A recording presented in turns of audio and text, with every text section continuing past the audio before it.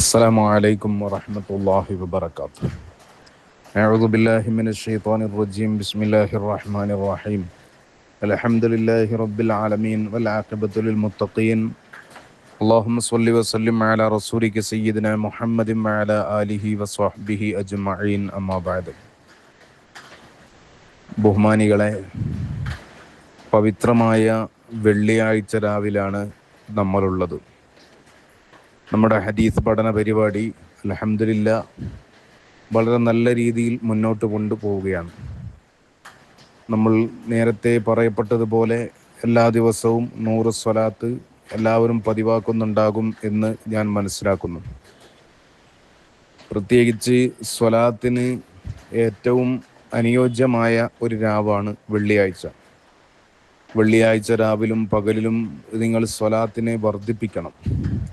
അഷ്റഫുൽ ഖൽഖ് റസൂലുള്ളാഹി സ്വല്ലല്ലാഹു അലൈഹി വസല്ലമ തങ്ങളുടെ പേരിൽ ചൊല്ലുന്ന സ്വലാത്ത്, യാ അയ്യുഹല്ലദീന ആമനു, അള്ളാഹുവിൻ്റെ സത്യവിശ്വാസികളോട് അള്ളാഹു തആല പറയുന്നൊരു കാര്യമുണ്ട്.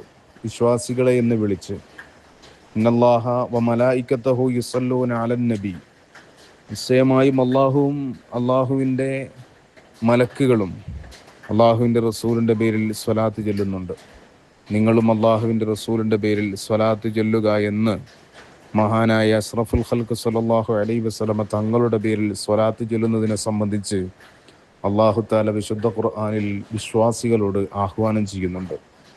ആ ആഹ്വാനത്തിൻ്റെ കൂട്ടത്തിൽ അഷ്റഫുൽ ഖൽഖ് സ്വല്ലല്ലാഹു അലൈഹി വസല്ലമ തങ്ങൾ പഠിപ്പിക്കുന്നത്, എൻ്റെ കൂടെ നാളെ ആഖിറത്തിൽ ഏറ്റവും അടുത്തവൻ എൻ്റെ പേരിൽ ഏറ്റവും കൂടുതൽ സ്വലാത്ത് ചൊല്ലുന്നവർ ആണ്. ഒരു സ്വഹാബി നബി സല്ലല്ലാഹു അലൈഹി വസല്ലമ തങ്ങളോട് പറഞ്ഞല്ലോ, ഞാൻ എൻ്റെ ഇബാദത്തിൻ്റെ പകുതി ഭാഗവും അങ്ങയുടെ പേരിൽ സ്വലാത്ത് ചൊല്ലാൻ വേണ്ടി ഉപയോഗപ്പെടുത്തുന്നു എന്ന്. മഹാനായ റസൂലുള്ളാഹി സ്വല്ലല്ലാഹു അലൈഹി വസല്ലമ തങ്ങൾ പറഞ്ഞു അദ്ദേഹത്തോട്, അതിലും അധികരിപ്പിക്കുകയാണെങ്കിൽ. ആ സമയത്ത് നബി സല്ലല്ലാഹു അലൈഹി വസല്ലമ തങ്ങളോട് പറഞ്ഞു, നബിയെ, ഞാൻ എൻ്റെ ഇബാദത്തിൻ്റെ മൊത്തവും പൂർണ്ണമായും അങ്ങയുടെ പേരിൽ സ്വലാത്ത് ചൊല്ലാൻ ഞാൻ തീരുമാനിച്ചു എന്ന് പറഞ്ഞപ്പോൾ നബി സല്ലല്ലാഹു അലൈഹി വസല്ലമ തങ്ങൾ മഹാനോട് പറഞ്ഞത്, സ്വഹാബിയോട് പറഞ്ഞത്, എങ്കിൽ നിങ്ങളെ സംബന്ധിച്ചിടത്തോളം നിങ്ങൾ സ്വലാത്ത് ചൊല്ലുന്നത് കൊണ്ട് നിങ്ങളുടെ എല്ലാ ഹമ്മുകളും പ്രയാസങ്ങളും മാനസിക ബുദ്ധിമുട്ടുകളും ആ കാരണം ഇല്ലാതാകും.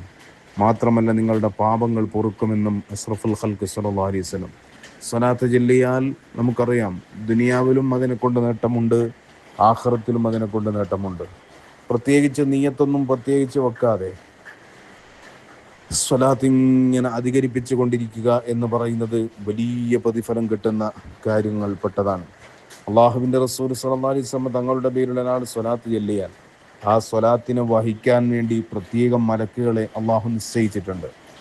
ആ മലക്കുകൾ സ്വലാത്തുമായി അള്ളാഹുവിൻ്റെ റസൂലിൻ്റെ അടുക്കലേക്ക് ചൊല്ലുകയും നബി സല്ലല്ലാഹു അലൈഹി വസല്ലമ തങ്ങളോട് ഇതാരാണ് ചൊല്ലിയത്, ആരുടെ മകനാണ് എന്ന് എല്ലാം അഡ്രസ്സ് സഹിതം വിലാസം സഹിതം അവിടെ നബി സല്ലല്ലാഹു അലൈഹി വസല്ലമ തങ്ങൾക്ക് പരിചയപ്പെടുത്തി കൊടുക്കുമെന്നും അള്ളാഹുവിൻ്റെ ഹബീബ് സല്ലല്ലാഹു അലൈഹി വസല്ലമ തങ്ങൾ പഠിപ്പിക്കുകയാണ്. ഒരു ദിവസം നബി സല്ലല്ലാഹു അലൈഹി വസല്ലമ തങ്ങൾ മദീനത്തെ പള്ളിയിൽ ഇരിക്കുമ്പോൾ ജിബ്രീൽ വന്നിട്ട് പറഞ്ഞു, നബിയെ, ഇങ്ങനെ ഒരാൾ വരും, അദ്ദേഹത്തിന് നാവില്ല, അദ്ദേഹത്തിൻ്റെ നാവ് അദ്ദേഹം സ്വലാത്ത് ചൊല്ലുന്നു എന്നതിൻ്റെ പേരിൽ അദ്ദേഹത്തിൻ്റെ ജനങ്ങൾ അഥവാ ജൂതന്മാരായ ജനങ്ങൾ അദ്ദേഹത്തിൻ്റെ നാവ് അരിഞ്ഞിട്ടുണ്ട്, അവർ നിങ്ങളുടെ അടുക്കലേക്ക് വരും എന്ന ഈ ഒരു സംഭവം നബി സല്ലല്ലാഹു അലൈഹി വസല്ലം തങ്ങളോട് ജിബ്രീൽ പറഞ്ഞു. നബി സല്ലല്ലാഹു അലൈഹി വസല്ലം തങ്ങൾ മദീനത്തെ പള്ളിയിൽ കാത്തിരുന്നു. ആ സമയത്താണ് വിറക് കൊള്ളികൾ ചുമലേറ്റി അദ്ദേഹം വരുന്നത്.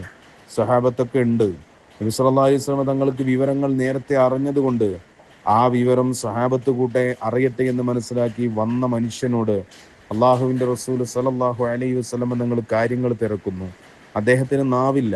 അദ്ദേഹത്തിൻ്റെ നാവ് നബി സല്ലല്ലാഹു അലൈഹി വസല്ലം തങ്ങളുടെ കൈകളിലേക്ക് വെച്ച് കൊടുക്കുന്നു. നബി സല്ലല്ലാഹു അലൈഹി വസല്ലം തങ്ങൾ ആ നാവ് യഥാസ്ഥാനത്ത് വെച്ച് കൊടുക്കുന്നു.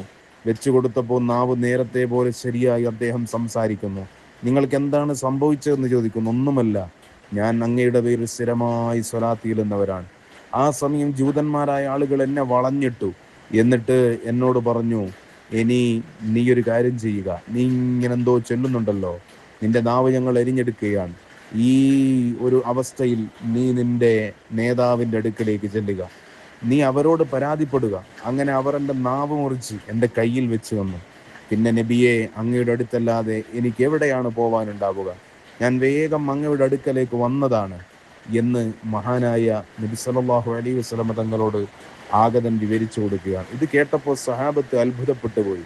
ഇങ്ങനെ ഒരുപാട് സംഭവങ്ങൾ സ്വലാത്ത് ചെല്ലുന്നവർക്കുണ്ടാകുന്ന ഒരുപാട് അനുഭവങ്ങളും സംഭവങ്ങളും നമുക്ക് ഹദീസിന്റെ ഗ്രന്ഥങ്ങളിലും ചരിത്ര ഗ്രന്ഥങ്ങളിലും നമുക്ക് മനസ്സിലാക്കാൻ കഴിയും.